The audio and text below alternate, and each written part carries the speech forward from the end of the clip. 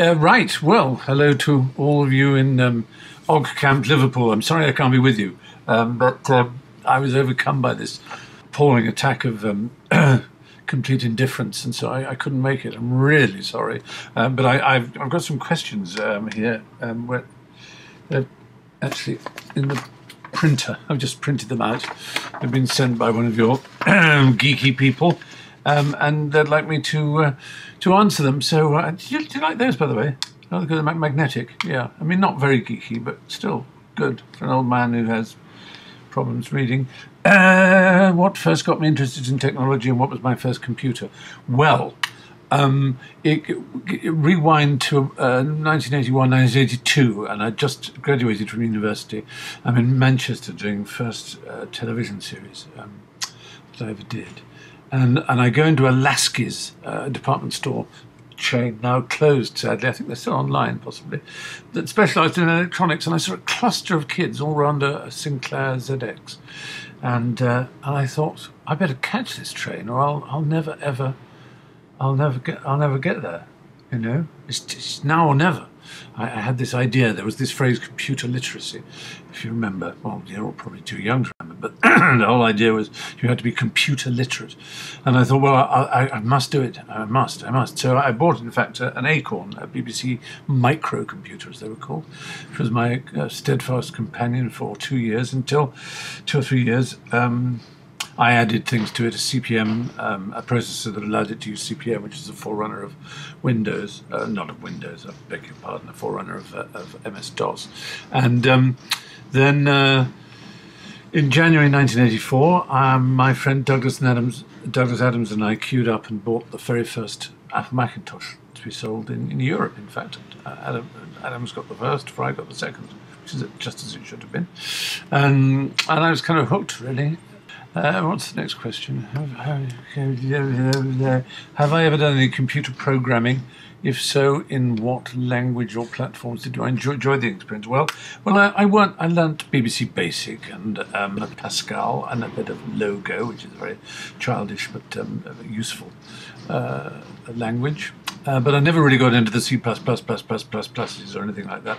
To be perfectly simple, just because my arithmetic wasn't good enough. I couldn't see when I needed to use a modulus, and I don't know why this.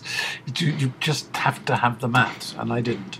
So I was okay at doing pretty basic things, and I enjoyed it, but I couldn't have done anything major. But I enjoyed it. God, I enjoyed it. Oh, I showed off to my friends. I said, look at what I can do, and get my program to do this. And I remember I built for ages a very basic sort of Liza engine. Liza is a sort of intelligent database that you ask questions. An email. Oh dear, that's my phone saying I've got an email. I'll turn that off sound-wise. Interestingly, this is my iPhone. Can you see that it's been pimped? It's been pimped in Norwich City colours. Isn't that cool? Did you ever see anything cooler in all your life? No, you bloody didn't. Anyway, sorry. Pathetic, aren't I? What was that question? Did I ever use Linux on any of my devices? Obvious question. Yes, indeed, absolutely. I try to keep... it's Ubuntu these days. It seems the friendliest. You know, again, the Unix command line or any command line is not my favourite place to be. I just, get the backslashes and the forward slashes wrong, and the wrong space, and the debugging. So I just don't have the patience, to be perfectly honest. When you get to my age, you really just don't. Because in the old days when I was younger, you get up to 3, 4, 5 in the morning. I'm sure you've all done it, where you just type away, and you check through, and it's the excitement of getting little parameters right and so on, little calling to some procedure and building up little modules of procedures that you can then use in different programs. It's a very thrilling thing to do, coding. But Linux is great. I mean, I think naturally it's been incredibly slow. The whole GNU and Linux experiment has been very slow because it's relied on people's spare time, and without being an absolute red in tooth and claw capitalist, one can understand that the lure of instant cash, of money, of huge salaries and vast share share price inflation is something that will keep people concentrated with their eyes on the prize. Whereas if you're asking gifted amateurs, not amateurs, but gifted, what's the word? Philanthropists, I suppose, to create an open source system like Linux, then you can't expect it, I suppose, to develop and come up with new versions as often as it has. But I love it, yeah. And the great thing is you can run it on any platform. So you don't need, you can run it on a Mac or a PC platform very easily these days. Would I describe myself as a hacker in the proper sense of the word, someone who creatively uses technology in everyday life? No, I think power user is probably a better description than hacker, to be perfectly honest. I like to get in there and get my elbows up, and certainly compared to all my friends, I would be considered a hacker. Whenever my friends have any problem with their computers, either Macs or PCs, I usually am the one who's called to help them out. It's amazing, as you know, how dumb some people are. But compared to you, I'm very dumb. I'm known as a fan of Apple. Their devices are undoubtedly shiny, but perhaps also the most locked down and restricted on the market. Does that worry me at all? Yes, it does worry me. I'll be perfectly honest with you. This whole, yes, the walled garden and so on, we talk about it a lot. Well, there's just two things I'd say there. One is, imagine the whole ecosystem. In fact, if it even would exist, had Apple not come up with the iPhone and then with third-party apps and then an app store. Imagine how that ecosystem would be if there weren't tightly sealed up APIs for the keyboard and for various other features, hardware and indeed software features of the operating system.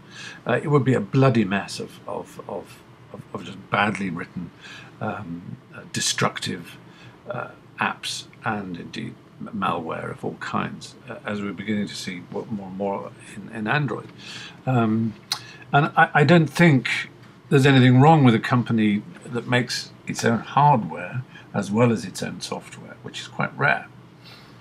To want to have an absolute guarantee that the devices they make, whether they're pods or pads or phones or iMacs or MacBook Pros or whatever they might be, that they work across the whole product line seamlessly. And I think, of course, as the cloud increases, that become less and less an issue for other manufacturers. But I think it's their right, and it's our right not to buy it if we don't like it.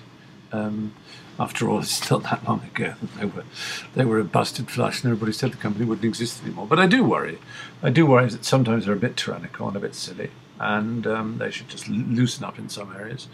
And I'm a great believer in jailbreaking. I really admire the iPhoneDev.org people. I think they're absolutely incredible, and what Cydia has given the world, what the jailbroken phone community has devised over the years has entered the mainstream of Apple's OS, whether I'd say Apple stole it or not be for me to, anyway, shush, Stephen, I'll get in trouble now with my nice friends at Apple. Politics, why do I feel compelled to get involved in such cases as a Twitter joke trial or the recent case of litigation against the Hobbit pub? Well, sometimes one can make a difference, I think. I happened to be in the Hobbit film, and I just thought, well, this is silly.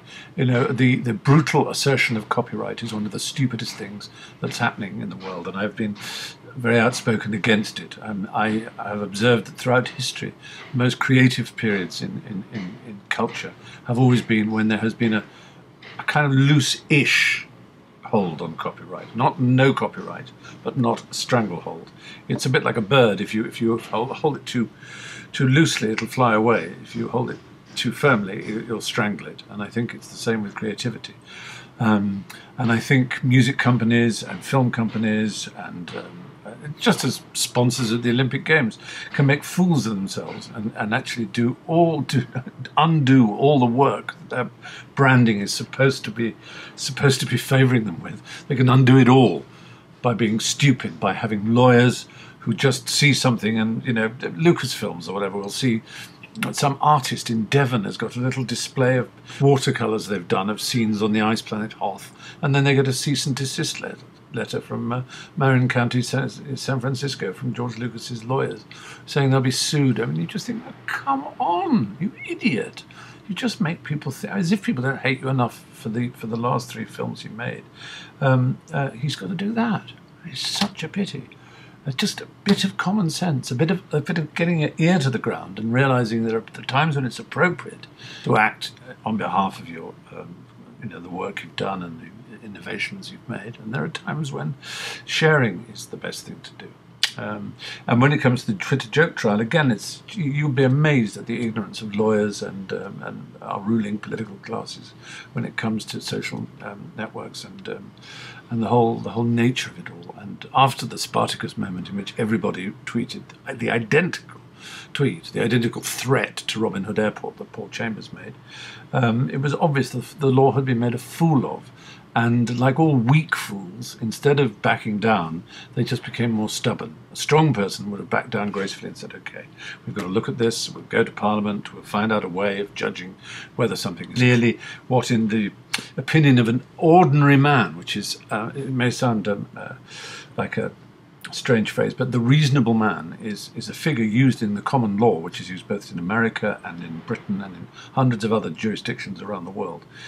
Would a reasonable man think that that tweet was a threat? And the answer is so obviously no. And it's just drives me insane. And the man lost his job, and he lost money, and he's got a conviction. It's all just so damn stupid. But I'm speaking before the final judgment comes out, so I'm very hopeful the Lord Chief Justice will actually see sense. Bloody hope so. Come on, get through these. Do I see the future of the web as a tiered society with subnets being used to subvert government control and monitoring, or as it was intended, an open expanse for users to explore? Well, it wasn't intended as an open expanse for users to explore, to be honest. The net just grew organically, as you know, from DARPA and other such things. But there's a kind of irony in the fact that in the mid-90s, AOL and CompuServe and things like that were the place to be, and they'd sort of, the web, once Tim Berners-Lee and the World Wide Web came out, then the net suddenly became a really rich environment. And so AOL, which was a private, as it were, a consumer closed, is that what you'd call it, a closed forum, an online community, offered an internet ramp so that you could dial up your AOL number and then not just be inside the AOL program, the client program on your Mac or PC, but you would also be able to get through to the internet proper. And then AOL was everywhere. It was huge. And if Steve Case, who founded it, had not been so busy counting his money and had just looked up and sniffed the wind, he would have seen that essentially he would have migrated AOL into Facebook. Because every poster in the mid-1990s would have AOL keyword this film, or AOL keyword Marmite or something, and now it just has the Facebook equivalent, and Facebook is really just AOL, but brushed up for the modern user-generated content world, for the Web 2.0, whatever you want to call it. So that's an interesting question-ish. I supported Document Freedom Days, stood up for open standards. Why do they matter to me? Well, common sense again, I mean, things like Firewire or iLink, as Sony called it, or IEEE 3459 or whatever it was originally called. These standards are often developed in the private sector. Sometimes, like Ogg Vorbis, I should say. Ogg Vorbis. They take a bit of time to trickle down. The average man in the street hasn't heard of Ogg Vorbis, but they will have benefited from some of the developments that have gone into it. And I think that's always the case. But it's very important that the standards are open, and I think HTML5 will be a giant leap forward, and we can say goodbye to Silverlight and QuickTime and Flash and Real Player and so on, or at least more or less goodbye to them. Which is not to say they haven't served their turn very well indeed, and they've all come up with their own sort of innovations.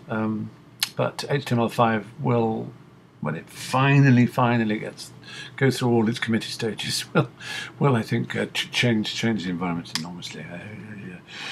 So part 3, random silliness. If I could be a dinosaur, what would you be? Archaeopteryx. Oh, definitely an Archaeopteryx. I think because it's, you can fly, but you've got feathers, and you're not sort of creepy and glidey like a pterodactyl. So I think Archaeopteryx has got to be the answer.